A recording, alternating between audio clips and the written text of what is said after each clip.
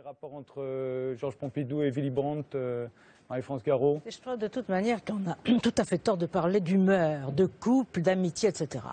Les rapports entre États sont des rapports de force, point.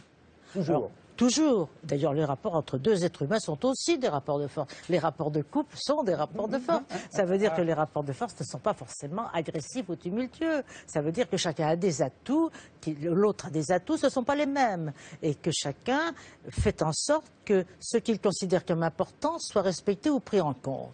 Alors moi, l'accouplement Allemagne-France, ça me sort par les yeux, je dois vous le dire, ça me sort par les yeux. Il y a eu l'époque entre Valéry Giscard d'Estaing et Helmut Schmitt, où on a l'impression que là, c'est une histoire d'amour extraordinaire. Il y a un problème de fond. Il y a un problème de fond.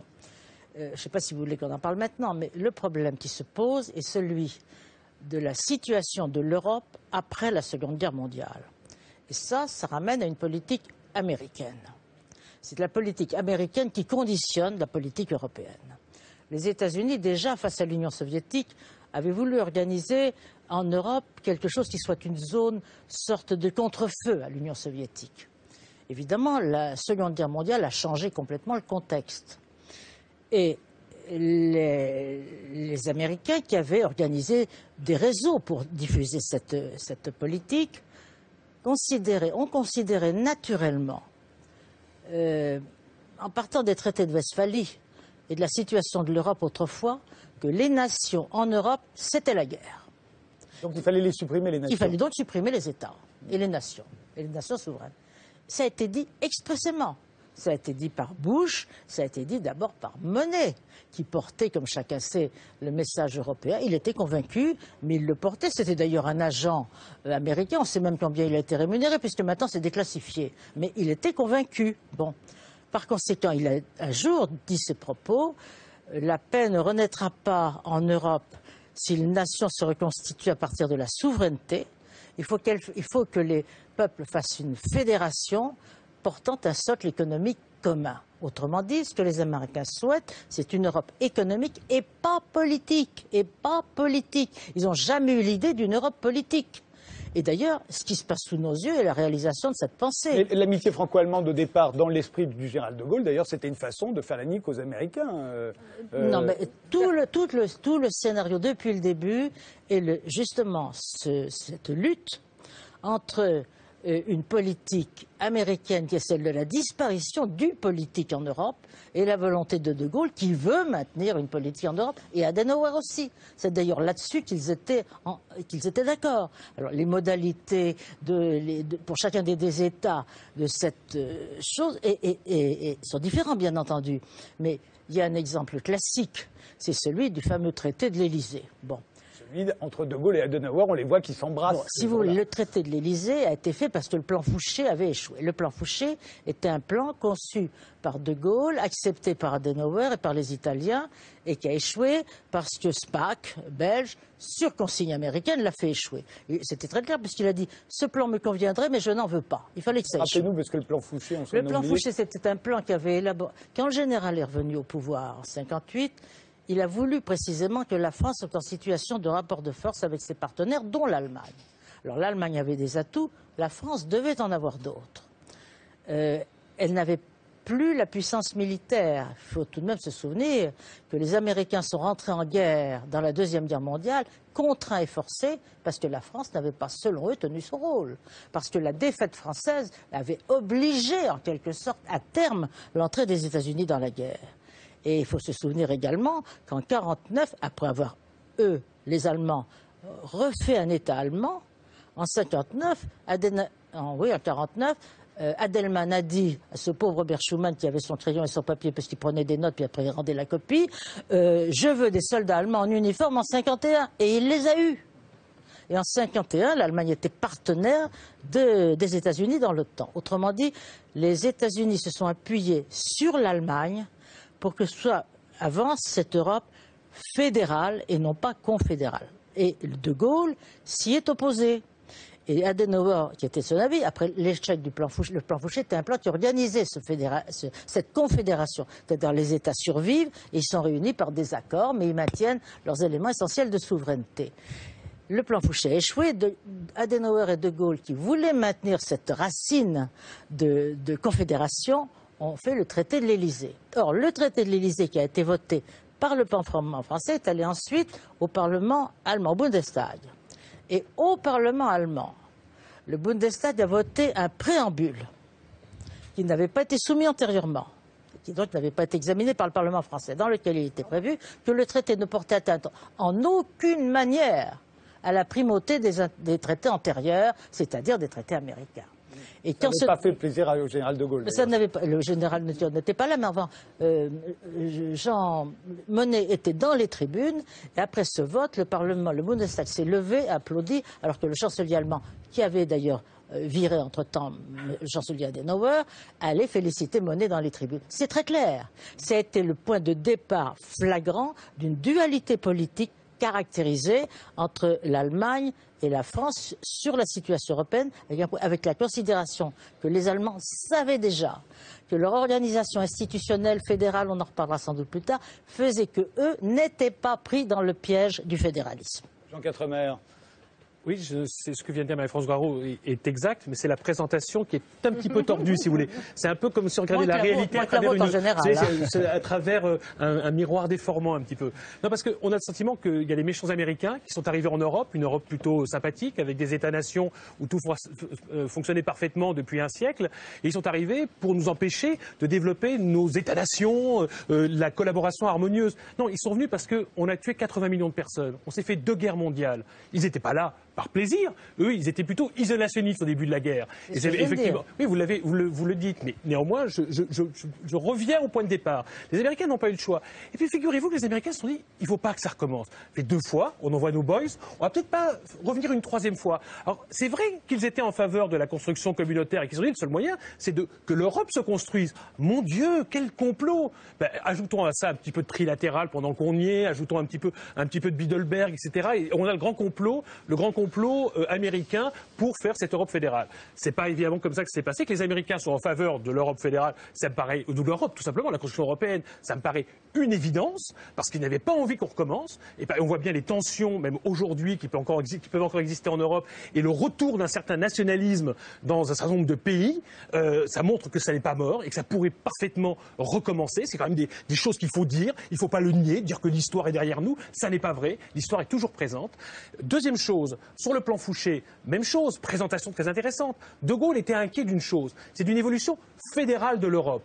On en était loin, hein. Attendez, on est en 60. Non, pas tellement. En 60, c'était le marché unique. C'était même pas le marché unique, c'était juste la politique agricole commune et les tarifs douaniers extérieurs communs. Basta. C'est tout ce qu'il y avait. Et on avait réussi à faire un traité de Rome. D'ailleurs, c'était pas le général de Gaulle qui l'avait fait. C'était les socialistes de la SFIO, Guy Mollet, qui avaient négocié le traité de Rome en 57 pour le faire moins intégrateur que ce qui existait avant, c'est-à-dire la CECA, la Communauté économique du charbon et de l'acier, avec une commission beaucoup moins forte. Qui avait fait Jean Monnet. Qui avait fait Jean Monnet, mais qui avait fait aussi les gouvernements. La CED aussi. Et la CED qui a échoué grâce notamment à la France. C'est une bonne idée de vous ramener en 1963. Mais donc, simplement, juste pour terminer, et ensuite je laisserai Emmanuel Todd qui demande la parole depuis tout à l'heure, parler simplement. C'est que, donc, redoutant qu'à terme, on aille vers une Europe fédérale, qu'est-ce que fait le général de Gaulle? Il dit on va faire effectivement une Europe intergouvernementale, pas une confédération, ce n'était même pas question d'une fédération à l'époque, mais c'était une reprise totale de contrôle de l'Europe par les États. C'est ce qui est devenu plus tard le Conseil européen. Le Conseil européen des chefs d'État et de gouvernement, c'est le plan Fouché. On y est. Et aujourd'hui, l'Europe qu'on a, c'est celle du plan Fouché. Il n'y a pas d'Europe fédérale, à part la monnaie unique, à part l'euro, qui est géré fédéralement. Mais l'Europe fédérale, elle n'existe pas. Et d'ailleurs, de quoi on parle ce soir? Du rapport du couple franco-allemand. Pourquoi on va parler du rapport entre l'Allemagne et tout le reste de l'Europe. Mais pourquoi est-ce qu'on parle du couple franco-allemand? Mais c'est bien parce que ce sont les États qui dirigent l'Europe. Et parmi tous ces États, les 28 États, il y en a 2 qui sont au centre et qui comptent plus que tous les autres, c'est la France et l'Allemagne. C'est ça la réalité aujourd'hui. L'Europe, c'est l'Europe des États et pas une Europe fédérale. On est dans un numéro de bêtise extraordinaire. Mais enfin, bon, je crois qu'il faudrait quand même être sérieux. Mais on est en France. Est-ce qu'on souhaite qu'en Europe, il reste des États? C'est-à-dire que les peuples soient organisés d'une manière telle qu'ils aient le pouvoir de décider ce qui les concerne. C'est la question fondamentale politiquement. Or, je radote, je l'ai déjà dit chez vous, on est un État. Alors, Régis Debray dit c'est un peuple, des frontières et une transcendance. Jean Bodin disait il faut disposer de 4 États, 4 pouvoirs. Battre monnaie, faire les lois, rendre la justice, décider de la paix et de la guerre. Il ne nous échappera pas que nous n'avons plus, pas plus que les autres pays d'Europe, aucun de ces 4 pouvoirs. La monnaie, non. La monnaie, peut-être pour l'économie, vous savez bien, mais en droit constitutionnel, vous êtes nul. Bon, par conséquent... Ray des nuls. Ray des nuls. Bon, Les souverainistes nous ne faisons plus les lois. C'est le Parlement, enfin c'est l'Europe. Le Conseil constitutionnel français vient d'envoyer à la Cour de justice européenne l'interprétation d'une loi s'appliquant aux Français. On est quand même dans le surhomme. Et nous sommes rentrés dans le commandement intégré de l'OTAN, c'est-à-dire que nous ne sommes plus maîtres de la paix et de la guerre pour ce qui nous concerne. De Gaulle savait encore une fois que le rapport de force, c'est ça ce qui engendre la paix. Quand chacun pense qu'il n'a pas d'intérêt et qu'au contraire, l'autre n'a pas d'intérêt non plus. Alors l'Allemagne avait ses intérêts et la France avait été dotée d'intérêts particulièrement singuliers. D'abord, le rétablissement des relations diplomatiques avec la Chine. Je crois qu'on a oublié ce qu'était le prestige de la France par rapport à cette mesure. Je ne sais pas si vous vous souvenez que quand De Gaulle est mort, les Chinois ont fait mettre les drapeaux chinois en berne en Chine. Il se trouve que les hasards de l'histoire récente ont fait que la réunion qu'a organisée Mme Merkel en Pologne quelques mois avant la fin du quinquennat précédent, la France n'a pas été invitée. La France n'a pas été invitée. C'est un triomphe diplomatique, vous n'y êtes pour rien, mais c'est un triomphe diplomatique, c'est-à-dire qu'on s'est comporté avec des palinodies de garçons de bain à propos du Dalai Lama au moment des Jeux Olympiques. C'est rigoureusement, la Chine. Oui, rigoureusement aucun sens. Le Tibet, il y a 11 fleuves irriguant la Chine qui prennent leur source au Tibet. Bon, est-ce qu'un pays du gouvernement d'1,4 milliard d'habitants peut laisser la clé du château d'eau à quelqu'un d'autre? Non. Bon, alors, on peut essayer de faire les choses gentiment avec le Dalai Lama, être convenable, mais prétendre qu'il restaure la souveraineté du Tibet, c'est complètement délirant. Ne vous entraînez pas trop loin. Non, mais ça veut dire que c'était tout de même un atout majeur que nous avons perdu. Nous étions partenaires de la Russie soviétique à l'époque en matière spatiale. Nous n'existons plus. Autrement dit, nous avons perdu les atouts maîtres et nous sommes entrés dans le commandement intégré de l'OTAN.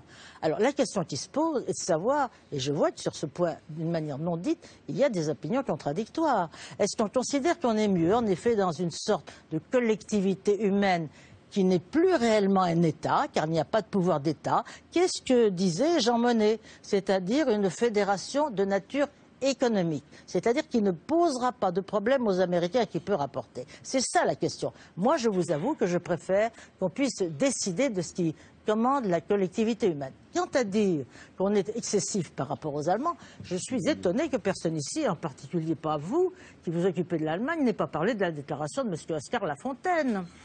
Parce que M. Oskar Lafontaine, il a fait une déclaration il y a une 8aine de jours pour expliquer que la conduite de la politique allemande par Mme Merkel était tellement difficile à supporter qu'il fallait bien comprendre que, en particulier, lui, il a été président du SPD, il a été favorable à l'euro, il a présidé à la mise en place de l'euro. Bon, c'est donc pas quelqu'un qui veut la mort de l'euro. Non.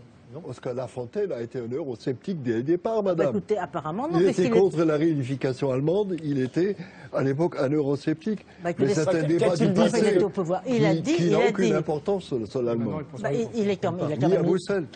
Alors, je ne vois pas pourquoi on accuserait les Français de dire des choses qui sont infiniment plus légères que ce que dit M. Oskar Lafontaine en disant que les excès qui vont résulter de la politique allemande, c'est-à-dire une déflation dissimulée, en pompant sur les salaires pour donner aux entreprises, va entraîner de telles tensions économiques, y compris dans d'autres pays, et dans la zone sud, avec la France, que ça va entraîner manifestement des tensions poussant à la séparation de la zone euro.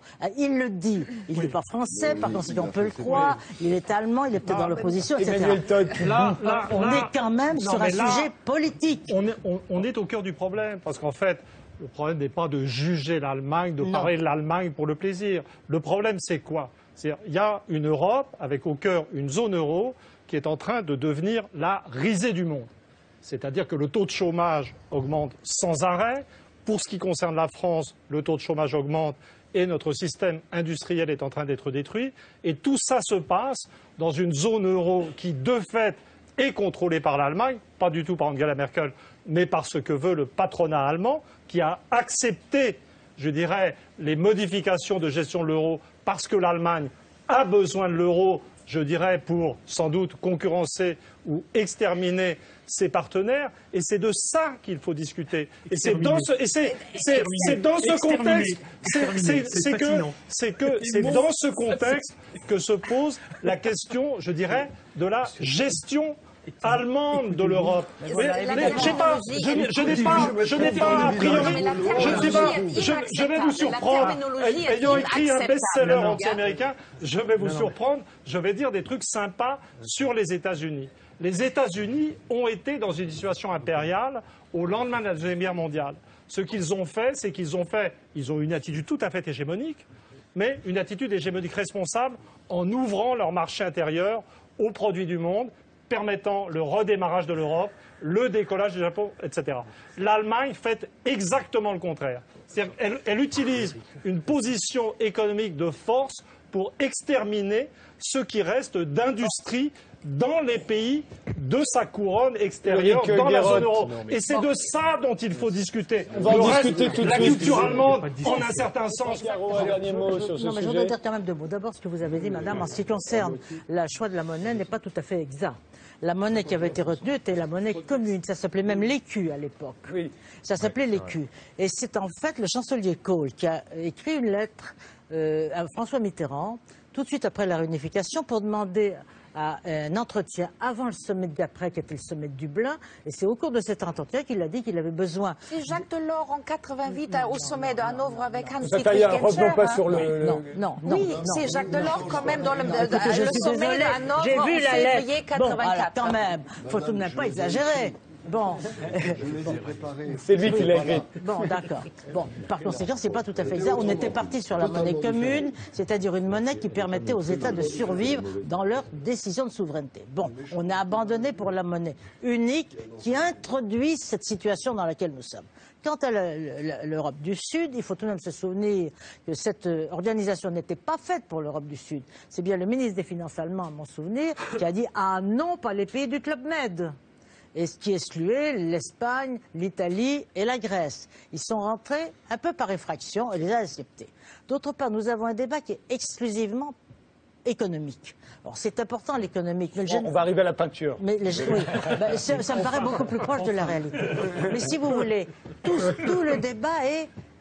On parle de couple en permanence, mais on peut peut-être vivre sans être en couple quand même. Hein. C'est au moment où justement on veut plus de couple dans la vie conjugale. On est là, si j'ose mariage dire, pour tous. Oui, non, mais si je peux dire, je vais prendre un mot grossier. On veut être maqué avec l'Allemagne. Ben non, elle a sa politique et nous avons la nôtre. Et si nous n'avons pas, si nous mettons la sienne, nous aurons les mêmes insatisfactions rapidement.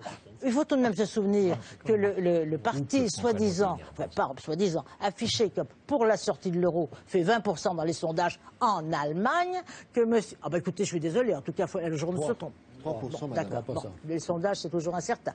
Que tout de même, monsieur Oscar Lafontaine est moins... Non, mais je suis obligé de vous interrompre. Non, mais que monsieur Oscar Lafontaine, quand même, n'est pas rien dans la vie politique allemande, et que par conséquent, quand il dit que les tensions vont entraîner des fractures dans la zone euro, c'est clair. D'autant que si tous les pays mènent la politique restrictive de Mme Merkel, elle n'a plus de marché européen. Par conséquent, la crise est pour tout le monde. Il y a des limites au-delà desquelles on ne peut pas survivre à quelque chose qui ne peut pas. L'Allemagne peut, à mon avis, se tourner vers d'autres cieux. Elle a raison. Seulement, dans ce cas-là, nous, la France, on reste avec notre chagrin, en ayant perdu une bonne partie des atouts que nous avions, et surtout ayant perdu, je veux dire un mot là-dessus. Non, mais